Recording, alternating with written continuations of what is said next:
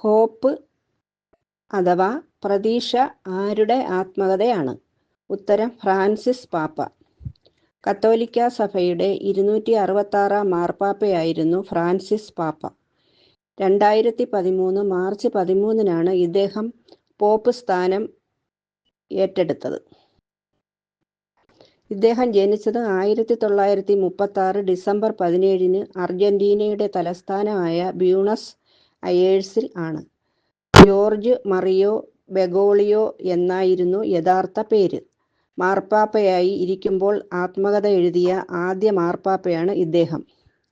യൂറോപ്പിന് പുറത്തുനിന്നുള്ള ആദ്യ മാർപ്പാപ്പ, അമേരിക്ക ഭൂഖണ്ഡത്തിന് അകത്തുള്ള ആദ്യ മാർപ്പാപ്പ എന്ന വിശേഷണവും ഇദ്ദേഹത്തിനുണ്ട്. മതവിശ്വാസത്തിൻ്റെ മാനവിക മുഖം.